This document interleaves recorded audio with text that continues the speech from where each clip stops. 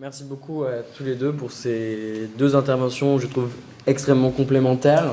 Pour moi, je trouvais que c'était parfait. Voilà, je vais très vite parler parce qu'on n'a qu'une heure pour déjeuner et que si jamais on mange sur cette heure-là, clairement ça va tout capoter, quoi. On essaiera de manger quand même. Le premier point que je voudrais quand même mettre en avant, c'est qu'en fait, et c'est aussi peut-être dans la formulation de cette partie qu'il aurait fallu l'appuyer, c'est que le versant du risque, c'est la pénibilité. En fait, parce qu'on appelle la pénibilité, mais de manière générale, quelque chose qu'on situerait plutôt dans le domaine de l'empirisme et qui est celui des effets secondaires à proprement parler, dans le sens où, un des versants du risque, dans le sens où ils peuvent être ressentis. Et ce que je trouve intéressant dans vos deux interventions, c'est que finalement, là où les documents que vous avez présentés, Niels, par exemple, sur les bilans qui peuvent être rendus de la part du médecin ou des patients pour faire remonter vers des structures nationales les potentiels adverse drug reaction sont de l'ordre finalement de cette question de la pénibilité, je pense, plutôt. C'est une question ouverte. Là où le rôle du pharmacien s'opère avant même que la personne ait pris le médicament en soi.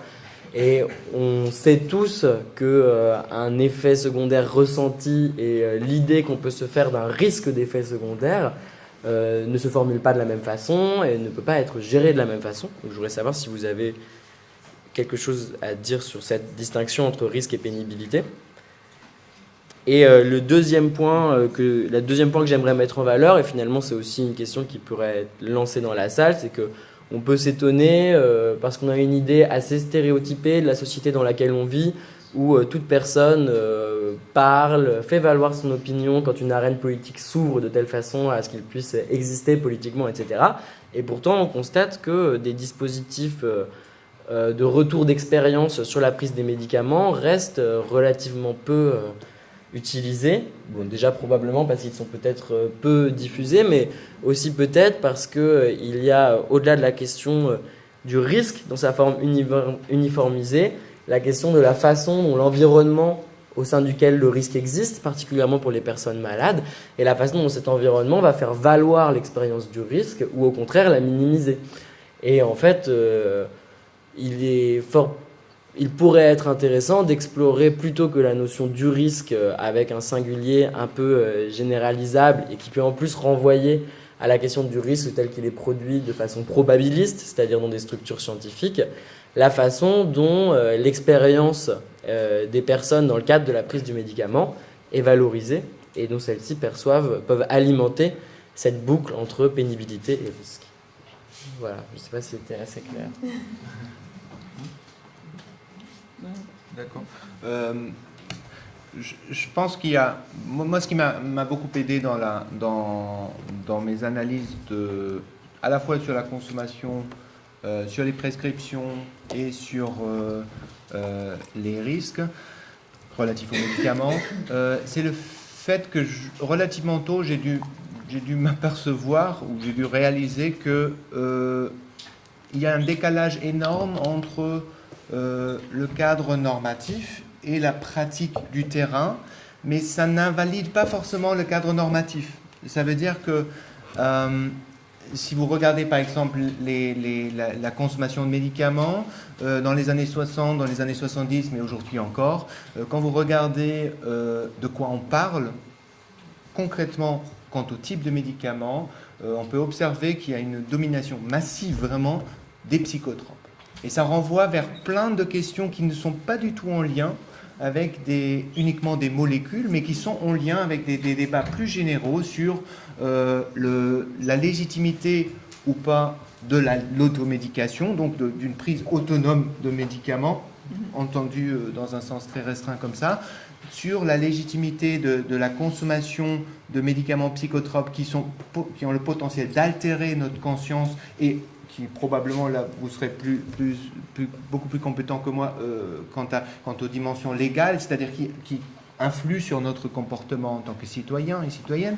Donc je pense qu'il y a un décalage entre ces deux types de réalités et ça nous oblige à prendre en compte un aspect qui me semble en lien avec ce que tu disais, c'est le fait qu'on est quand même dans un domaine d'incertitude relative. C'est-à-dire, ces formes d'incertitude peuvent être différentes. Elles peuvent être dues au fait qu'il y a de véritables pratiques de fabrication d'ignorance, c'est-à-dire ce qui est l'idée de ne pas communiquer sur certains risques, de ne pas communiquer certains éléments, mais de fait, ça n'est ni en rien le problème que nous avons affaire ici quand même à des pratiques médicales et pharmaceutiques qui, a priori, ne sont pas décidées d'avance.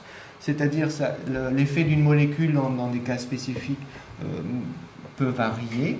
Il peut y avoir des interactions, on parlait des interactions, donc il y a des formes d'incertitude qui me semblent importantes à prendre en compte, sachant que ces incertitudes ne proviennent pas uniquement d'un monde naturel dont on ne sait pas comment réagit le corps à telle ou telle molécule, mais aussi d'un monde social qui, par exemple, fait entrer des rationalités économiques ou autres dans ces processus de gestion de risque. Ça veut dire concrètement, si vous pensez aux médicaments et aux risques de médicaments, si j'applique un prisme comme celui du ADR uniquement sur les médicaments, je n'aurai jamais vraiment aucune possibilité de prendre en compte une stratégie économique, donc en l'occurrence des entreprises, mais qui peut aussi influer sur les pratiques thérapeutiques, qui peut être la prescription des médicaments par les médecins qui les prescrivent en réalité pas chaque fois de façon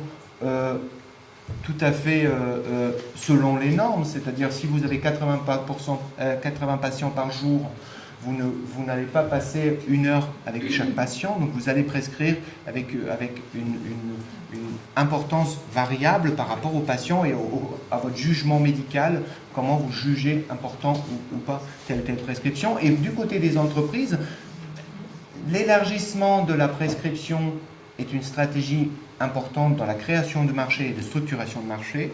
Et ben, une notion comme le ADR ne peut pas prendre en compte cela. C'est-à-dire le fait qu'on vise de fait, par des rationalités économiques, à élargir les marchés et donc à sortir d'un usage normal qui est pourtant le fondement de la ADR.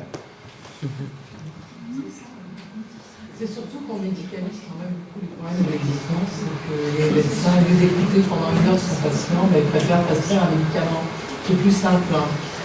Mais il y a aussi une demande des patients. C'est pas que le médecin quand même, c'est pas que le médecin. C'est pas que... Oui. Excusez-moi, on va lever les mains et on va partager ensemble. Allez-y. Il n'y a pas que ça non plus, il y a l'inverse aussi. Un patient, et je sais que voilà, arrive et veut absolument un médicament parce qu'il a tel symptôme et que le médecin lui dit mais probablement que c'est symptomatique, est-ce que voilà, on en discute, etc. Et que le patient décide de très bien, je ne reverrai pas ce médecin, je vais aller voir un autre médecin et ce médecin va me prescrire et on arrive à des ordonnances qui font 22 médicaments et qui sont tous en interaction avec les autres. Donc il y a effectivement certes une responsabilité médicale, mais il y a aussi une surconsommation à un moment donné. Parce que j'ai mal, je veux absolument un médicament qui va. On va peut-être prendre une salle de questions du coup. J'en ai 2 au fond et 3, c'est bon. Non, mais c'est moi, je répondrai aux questions. Ok, d'accord, désolé.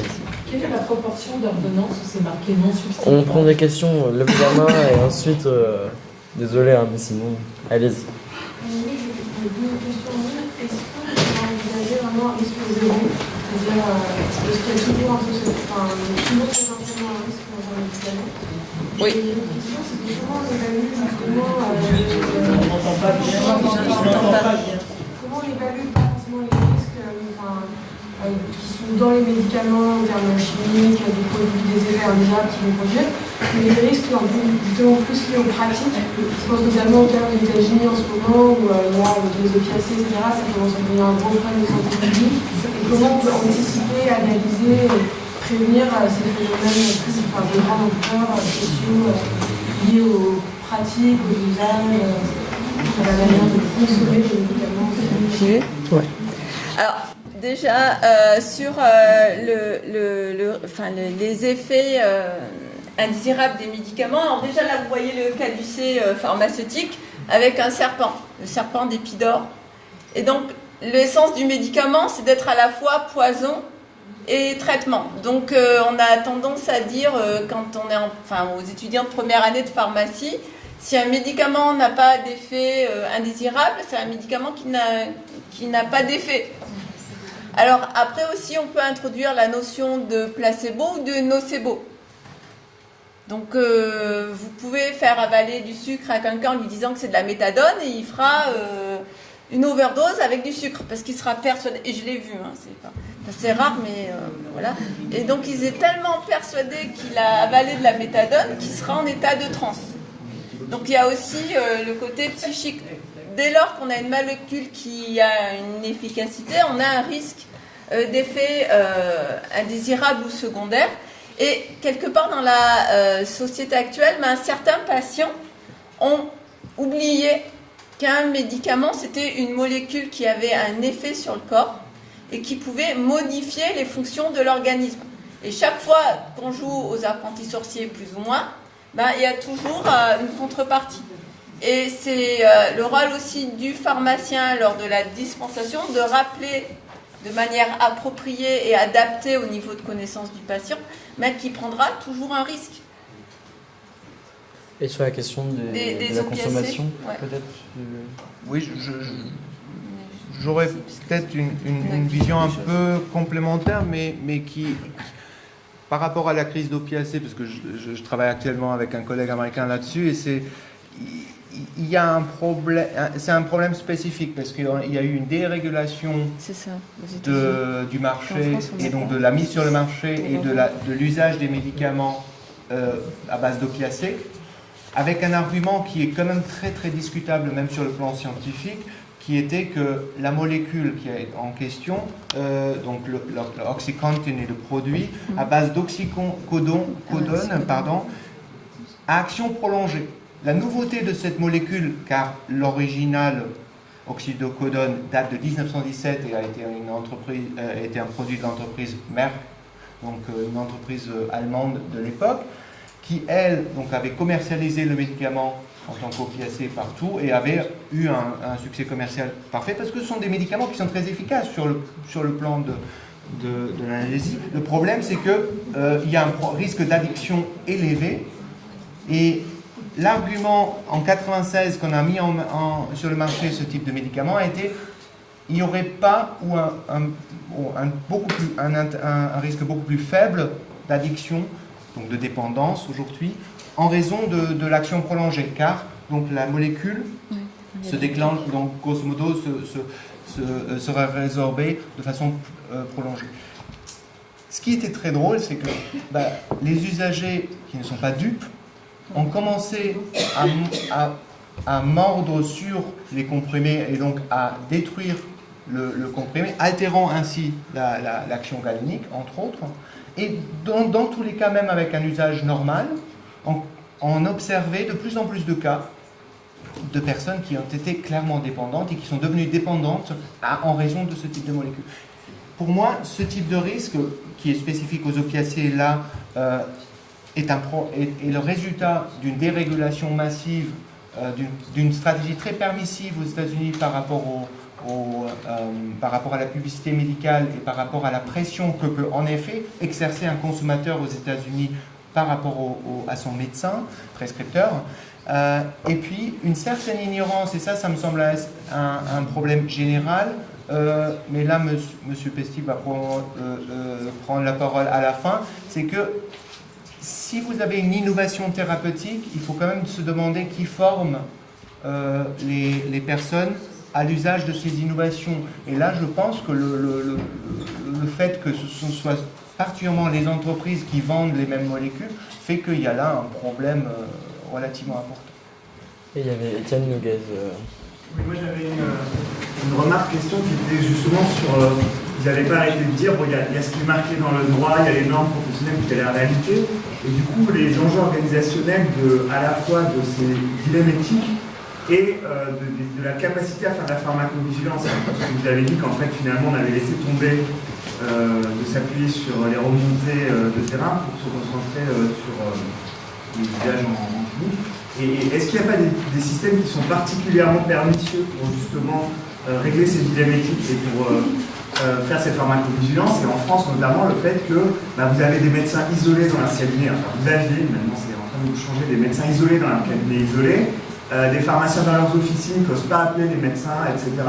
Une ville et un hôpital, une médecine de ville et un hôpital qui ont du mal à communiquer. Donc est-ce que ça n'a pas des conséquences à la fois sur le fait que des gens se retrouvent tout seuls, des professionnels se retrouvent tout seuls avec leur dilemme éthique sans pouvoir en discuter collectivement, et puis sur le fait que les infos ne descendent pas et n'en remontent pas, notamment parce qu'en fait personne ne communique avec personne ou très peu. Alors, de moins en moins, je pense, et bon, je suis conseiller ordinal à l'ordre des pharmaciens, ce qui me permet d'avoir une vision plus globale et pas simplement lyonnaise. Alors, il y a une évolution. Alors certes, elle n'est pas aussi rapide qu'on le voudrait. Ce qui se développe, le pharmacien tout seul au fond de son officine, j'aurais tendance à dire ça n'existe plus ou de moins en moins. De même, le médecin généraliste au fin fond de sa campagne, presque plus ou de moins en moins. Le modèle, c'est les maisons de santé ou l'exercice en société, où là, ne serait-ce qu'un cabinet de groupe avec plusieurs médecins, ils vont échanger, notamment quand ils sont en dilemme éthique, et souvent le cabinet médical est au-dessus de la pharmacie, et même les pharmaciens, un nombre conséquent de pharmaciens font partie de la maison de santé avec des échanges. Après, il y a aussi... Voilà, donc il y a quand même une évolution. Sébastien. Oui. Dans les industries pharmaceutiques et les remontées de pharmacovigilance, elles sont jamais. Alors, il y a aussi un portail, et ça a été fait l'année dernière, donc c'est récent. Il y a un portail de pharmacovigilance où les patients peuvent déclarer directement, et on le voit à travers l'affaire du Levothyrox, via les réseaux sociaux. Peut-être que c'est une bonne chose aussi via la démocratie sanitaire et les réseaux sociaux. Les gens parlent. Les associations de patients parlent et s'expriment. Alors, après, il faut en prendre un lycée, mais toutes ces personnes qui ont donné des interviews au journal télévisé ont fait leur déclaration de pharmacovigilance et l'information est remontée à la NSM. Après, la difficulté, c'est que la NSM a dit, voilà, on n'a que 18 cas avérés d'effets indésirables. Donc là, c'est un petit peu... Mais ils ont eu la possibilité de faire remonter l'information. Après, en tant que pharmacienne d'officine ou ancienne pharmacienne d'officine, faire des déclarations de pharmacovigilance, c'est très compliqué. Donc, on remplit, on envoie, après, on est recontacté. Il faut recontacter le patient pour avoir des compléments d'information. On le fait parce qu'on estime que c'est notre devoir, mais quelquefois, à 7h du soir, quand la pharmacie est pleine et qu'on a des ordonnances de morphinique, peut-être que la déclaration de pharmacovigilance, c'est pas forcément notre priorité. Sébastien, tu avais une question ? Oui, c'est une question qui regroupe un peu ce dont on est en train de parler là. Parce que finalement, à vous écouter, je ne connais pas bien cette question du médicament. J'ai vraiment l'impression que c'est une question d'expertise assez forte, assez et je me demandais justement s'il existait, je me dis qu'il n'existe pas d'espace public de dialogue autour du médicament, puisque finalement il y a cette question du risque, donc avec le sociologue Ulrich Beck qui pense à la société du risque. Et justement, c'est la création de ces espaces de dialogue sur la question des centrales nucléaires, des nuages de pollution, des différents risques industriels, même médicaux qui peuvent survenir dans la société. Je me disais que finalement, on a une société qui n'est pas si mature que ça sur la question du médicament, puisque finalement, cette question, elle arrive comme ça soudainement quand il y a un scandale. Mais finalement, il n'y a pas de matelas de dialogue, de discussion et de concertation qui peut exister. Alors, moi, c'est mon sentiment, j'ai cette impression, et je voulais compléter cette impression à votre expertise. Yeah, super. C'est une question qui va être aussi beaucoup abordée dans la troisième partie, en fait. Mais non, mais il n'y a pas de main. Alors, il y a plein de mains qui se lèvent, donc chacun son tour, et ça y est. Je voulais rebondir sur ce qui a été dit tout à l'heure sur la médication et toutes les demandes qu'on peut faire aux médecins pour obtenir des médicaments et le rôle du conseil du pharmacien pour poser la question du dossier pharmaceutique qui est quand même un outil qui doit sourire, mais un outil dont l'objectif est aussi de lutter contre les effets contre la hétérogénie et les effets indésirables. Vous n'en avez pas parlé, est-ce qu'il y a une raison? J'ai 20 minutes pour parler, je vais parler 25 minutes, il faut faire des choix. Donc, C'est vrai que c'est un outil et l'avantage, c'est un outil professionnel. Ce qui fait que ça a été plus facile de l'intégrer dans la pratique que le fameux DMP qui à l'origine était un outil qui était sous le contrôle du patient, donc avec une évolution à l'heure actuelle et l'expérimentation. Mais le fait que le DP soit un outil mis en place par les pharmaciens pour les pharmaciens fait qu'il a pu être mis en place plus facilement. Oui, il y a le consentement, mais à la base, ça reste un outil professionnel. Ah oui, on ne peut pas pour ouvrir un DP, il faut 2 clés. La carte de professionnel de santé et la carte du patient. Alors après, il y a eu quelques pharmaciens, justement, parce qu'ils avaient des patients qui consommaient un peu trop, qui ont ouvert les DP sans consentement du patient, ils ont été sanctionnés. C'est le consentement du patient, mais je l'ai bien mis, le patient doit rester au centre de tout. La difficulté du pharmacien, justement, c'est quand il a perception que le patient va prendre des risques, qu'il aurait bien aimé avoir accès au dossier, que le patient veut garder sa vie privée et ne veut pas étaler ses problèmes de pharmacodépendance. Donc ça sera les limites du DP. Voilà. Après, on atteint impatiemment un vrai dossier pharmaceutique ou un vrai dossier médical, parce que le DP, on dit dossier pharmaceutique, mais ce n'est pas un vrai dossier pharmaceutique, il y a juste les médicaments, pas les allergies, par exemple, ou les antécédents d'effets indésirables. C'est madame et monsieur aussi.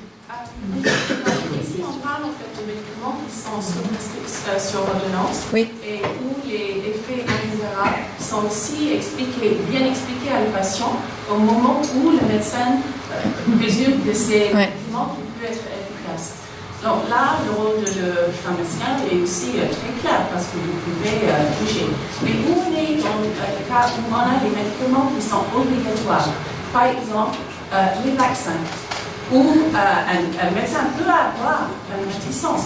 Il n'a pas le temps de faire tout le nécessaire pour comprendre l'environnement de l'enfant, le terrain immunitaire, etc. Mais là, vous, le pharmacien et le médecin, sont dans l'obligation, en fait, justement, de donner ce médicament. Donc, vous êtes impuissant, en fait. Alors, non, je n'ai jamais l'obligation de donner, je respecte le choix du patient. Alors d'abord, sur le devoir d'information du pharmacien face au médecin, là, la Cour de cassation, qui est notre Cour suprême, la plus haute juridiction au niveau du droit français dans le droit privé, c'est que le devoir d'information repose tant sur le prescripteur que sur le dispensateur. Donc les deux au même niveau. Et peut-être au niveau du médicament, peut-être plus le pharmacien parce que ça reste le spécialiste. Après, ça m'est arrivé régulièrement. Je vois arriver une maman avec une ordonnance de vaccin contre l'hépatite B en me disant, voilà, mon médecin ou mon pédiatre m'a prescrit, j'ai pas trop envie de le faire. Qu'est-ce que vous faites? Donc j'explique, mais la mère, la maman ne veut pas vacciner son enfant, je vais pas lui vendre un produit, parce qu'elle va le mettre à la poubelle après. Là, elle n'a plus le choix maintenant. Exactement. Ah ben, alors, il y a obligation et il y a obligation, il n'y a pas de sanction pénale en tant que telle. Après, la vie des parents sera plus compliquée. Mais vous êtes toujours en mesure, en fait, de pas donner cette ordonnance. Ben, si le patient ne veut pas le traitement, je ne vois pas au nom de quoi je vais l'obliger. Monsieur? Oui, j'avais une question. J'avais une question sur. On va essayer de faire le lien entre la première partie et la deuxième partie. Bien que je n'ai pas assisté, entre donc, les problématiques du prix du médicament et de la logique économique qu'il y a derrière, qui est très forte, on le sait.